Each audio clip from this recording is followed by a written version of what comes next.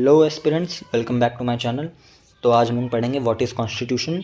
तो इसमें हम लोग कॉन्स्टिट्यूशन के बारे में पढ़ेंगे, कॉन्स्टिट्यूशन का एक्सप्लेनेशन समझेंगे 4 पॉइंट्स में।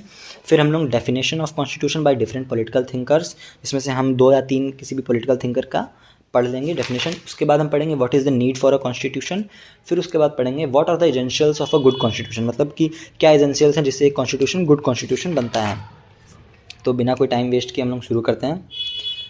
What is constitution. तो इसका पहला पॉइंट ये है, पहले पॉइंट में हम इसकी एक आइडियल डेफिनेशन पढ़ेंगे, ठीक है।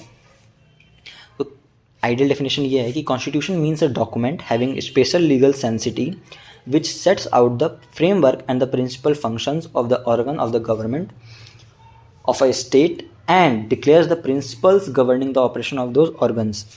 तो देखिए, आपको मैं एक बहुत अच्छा तरीका बताता हूँ ये डेफिनेशन याद करने का। आप अपने माइंड में एक डॉक्यूमेंट इमेजिन करिए, ठीक है। अब उस डॉक्यूमेंट पे कुछ लिखा हुआ है, उसकी जो हेडिंग है वो है लीगल सेंसिटी, मतलब उस डॉक्यूमेंट के पास क्या है, लीगल सेंसिटी है। तो देखिए, constitution means having a document having a special legal sanctity which sets out the framework and principal function. तो आप इमेजिन करिए कि उस लीगल सेंसिटी जो वर्ड लिखा है ना, उसके नीचे एक सेटिंग का साइन बना है, जो हमारे फोन्स में सेटिंग होती है ना, वैसे एक सेटिंग का साइन बना हुआ है।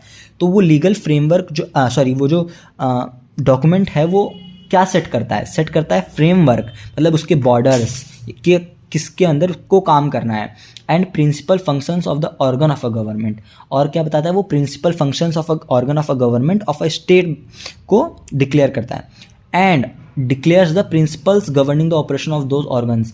मतलब कि जो भी हमारे स्टेट में जो ऑर्गन्स हैं, वो भी जो ऑपरेशन करते हैं, वो एक अपने माइंड में प्रिंसिपल रख के करते हैं ना, कि हमको राइट्स, जिससे जो फंडामेंटल राइट्स हैं, राइट्स को उनको ध्यान में रख के करते हैं कि इनको हमको ब्रीच नहीं करना है ना, या एक मोरालिटी अपने माइंड में रखते हैं। वो प्रिंसिपल कहाँ से आता है, वो कॉन्स्टिट्यूशन से आता है, ठीक है।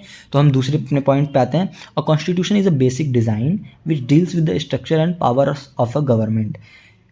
It also includes the rights and duties of a citizen. ये एक बहुत बेसिक सा पॉइंट है। इसमें बताया कि कॉन्स्टिट्यूशन एक बेसिक डिज़ाइन है जो कि स्ट्रक्चर और पावर ऑफ अ गवर्नमेंट से डील करता है, ठीक है।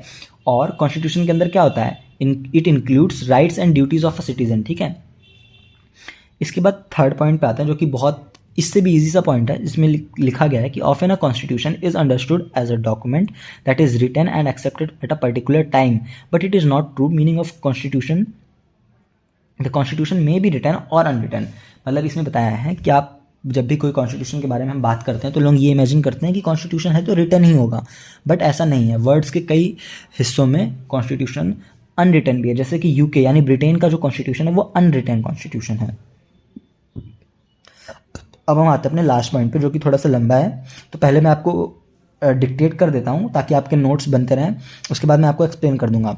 History suggests that since the origin of the country there are certain rules and regulation to maintain order and harmony. In every country, either democratic or autocratic, it is necessary that these rules should be accepted, which will determine the roles of a political institutions. And now, in the modern states, these rules took the form of a constitution. तो इसमें बताया गया कि जब भी बहुत पहले history में जब किंग्स हुआ करते थे, या जब कंट्रीज या ग्रुप्स बनते थे, तो उन ग्रुप्स में पीस मेंटेन करने के लिए रूल्स होते थे, रूल्स एंड रेगुलेशंस बनाए जाते थे, ठीक है। और जब मॉडर्न हमारा स्टेट बना, जब हमारी मतलब पर्टिकुलर एक तरीके से कंट्रीज डिवाइड कर दिए गए कि आपका एरिया इतना है, आपका एरिया इतना है, तो उसमें क्या हुआ, उसमें ये रूल्स क्या डिफाइन करते थे, ये रूल्स बताते थे जो रोल्स ऑफ पॉलिटिकल इंस्टीट्यूशन। अब पॉलिटिकल इंस्टीट्यूशन क्या है, पॉलिटिकल इंस्टीट्यूशन का आप समझ सकते हैं कि ऑर्गन्स ऑफ द गवर्नमेंट, जैसे कि एग्जीक्यूटिव, लेजिस्लेचर और जुडिशरी, इनके रोल्स क्या होंगे ये डिटरमाइन करता है कॉन्स्टिट्यूशन, ठीक है। और and now in modern state these rules took the form of a constitution. और इन्हीं रूल को अब हम मॉडर्न स्टेट में क्या कहते हैं, कॉन्स्टिट्यूशन कहते हैं, ठीक है। तो ये हमारे 4 पॉइंट्स पूरे हो गए। अब हम लोग शुरू करते हैं कि definition by different political thinkers. तो इसमें हम किसी 2 का पढ़ लेते हैं। तो हम पढ़ेंगे जॉर्ज कॉर्नवेल का, जिनके हिसाब से कॉन्स्टिट्यूशन क्या है सुनिएगा। He defined constitution as system and distribution of sovereign powers as community और गवर्नमेंट, ठीक है। इसको देखिए, डेफिनेशंस तो बस आपको याद कर लेनी है और उनको जाके लिख देना है, ताकि आपके पेजेस भर सकें एग्जाम्स में, ठीक है। और दूसरा डेफिनेशन है by Leacock. According to him constitution is a form of government, ठीक है। तो एक और हम पढ़ लेते हैं, जो कि डेफिनेशन बाय अरिस्टोटल है, क्योंकि अरिस्टोटल बहुत अच्छे जाने पहचाने पॉलिटिकल थिंकर, तो इनका हम पढ़ लेते हैं, बट इनकी डेफिनेशन थोड़ी सी बड़ी है। तो इनके हिसाब से क्या है कॉन्स्टिट्यूशन की definition? According to him the definition of constitution is the way by which all citizens और constituent part of the states are organised in relation to each other. ठीक है, अगर ये आप याद करना चाहें तो आप याद कर सकते हैं, अपने नोट्स में लिखना चाहें तो लिख सकते हैं। अब हम पढ़ेंगे what is the need for a constitution. Constitution की नीड क्या है? Constitution is required for various reasons listed. पहला, to protect the rights of the individual. देखिए, किसी भी अगर कंट्री में सिर्फ राइट्स दे दिए हैं पीपल, वहाँ के इंडिविजुअल्स को, वहाँ के पर्सनस को, बट उसको प्रोटेक्ट नहीं किया तो वो क्या ही मतलब रहेगा ना। तो जैसे इंडिया का कॉन्स्टिट्यूशन, हमारे पास फंडामेंटल राइट्स हैं, बट अगर उनको सुप्रीम कोर्ट प्रोटेक्ट नहीं करेगा या उनको कॉन्स्टिट्यूशन प्रोटेक्ट नहीं करेगा तो क्या ही मतलब रह जाएगा। ठीक है, तो जैसे हमारा जो कॉन्स्टिट्यूशन है ना, वो आर्टिकल 32 से, अगर आपका आर्टिकल 32 के अंडर आप रिट फाइल कर सकते हैं सुप्रीम कोर्ट में अगर आपका फंडामेंटल राइट ब्रीच हुआ है। तो हम क्या पढ़ रहे थे? हाँ, तो हम ये पढ़ रहे थे constitution is required for various reasons listed. पहला है to protect the rights of the individual. दूसरा, to save the state from anarchy, मतलब किसी स्टेट में क्योस ना हो जाए, मतलब पीस मेंटेन करने के लिए भी हमें कॉन्स्टिट्यूशन की ज़रूरत पड़ती है। तीसरा, curbing the powers of a government by fundamental law. हम गवर्नमेंट की पावर को कर्ब कर सकें, ऐसा ना हो कि गवर्नमेंट को बहुत सारी पावर दे दी और फिर गवर्नमेंट अपने हिसाब से रूल कर रही है, फिर वो ऑटोक्रेटिक रूल हो जाएगा। तो उससे प्रोटेक्ट करने के लिए भी कॉन्स्टिट्यूशन की ज़रूरत है।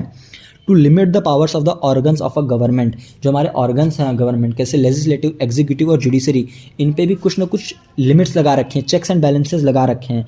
उनके लिए भी लाइक ये चेक्स एंड बैलेंसेस लगाना भी ज़रूरी है, और वो कौन करता है? वो कॉन्स्टिट्यूशन करता है।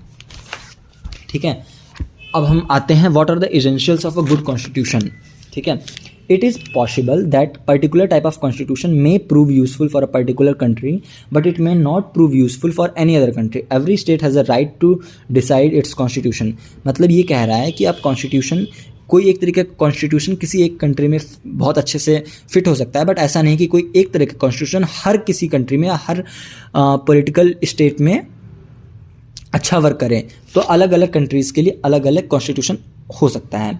लेकिन according to definition of the constitution, good constitution should have the following essentials. Good constitution में क्या क्या होना चाहिए? पहला, क्लैरिटी। एवरी सेंटेंस और clause written in the constitution should be in simple language. मतलब जो भी सेक्शंस और क्लॉज लिखे हैं कॉन्स्टिट्यूशन में वो सिंपल लैंग्वेज में होने चाहिए ताकि सब लोग उसको समझ सकें। Flexibility. The constitution should not be too rigid to interpret the amendment process when needed. मान लीजिए सोसाइटी चेंज हो रही है, ठीक है, सोसाइटी की नीड्स डिफरेंट हैं, तो अब उसके हिसाब से हमको कॉन्स्टिट्यूशन को चेंज करना है, तो कॉन्स्टिट्यूशन फ्लेक्सिबल होना चाहिए ताकि हम उसमें अमेंडमेंट कर सकें और हमें अपने सोसाइटी के हिसाब से चेंजेस कर सकें। तीसरा पॉइंट है declaration of rights. People should have fundamental rights in a good constitution. मतलब कॉन्स्टिट्यूशन एक गुड कॉन्स्टिट्यूशन है अगर वो अपने इंडिविजुअल्स को, अपने सब्जेक्ट्स को फंडामेंटल राइट्स या राइट्स प्रोवाइड करता है। चौथा पॉइंट है independence of judiciary. The independence of judiciary is another quality of a good constitution. The judiciary must act independently and act as a protector of fundamental rights of the people without any fear. ठीक है, मतलब independence of judiciary तो सबको ही पता है कि independence of judiciary होनी ही चाहिए। और एक और पॉइंट क्या था? हाँ, लास्ट पॉइंट था comprehensiveness. The constitution should apply throughout the country. It is a federation. If it is a federation, it should demarcate the structure and power of a central provisional government. ठीक है, तो मतलब कॉम्प्रिहेंसिवनेस होना चाहिए, मतलब कि देखिए अच्छे से उसमें बहुत अच्छे से लिखा होना चाहिए। The constitution should apply throughout the country, मतलब कि पूरे कंट्री पे यूनिवर्सली एप्लीकेबल होना चाहिए। और लिखा if it is a federation it should demarcate the structure and power of a central provisional government. और अगर वो फेडरल गवर्नमेंट है, अगर वहाँ पे फेडरल गवर्नमेंट है तो वो स्ट्रक्चर और क्या पावर है सेंट्रल और प्रोविजनल, यानी यूनिटरी गवर्नमेंट है और सेंट्रल गवर्नमेंट है, उसके पावर्स और स्ट्रक्चर को अच्छे से बताना चाहिए। ठीक है, चलिए ठीक है, आज के लिए इतना ही रखते हैं। होप आपको वीडियो अच्छा लगा हो, तो प्लीज़ लाइक शेयर सब्सक्राइब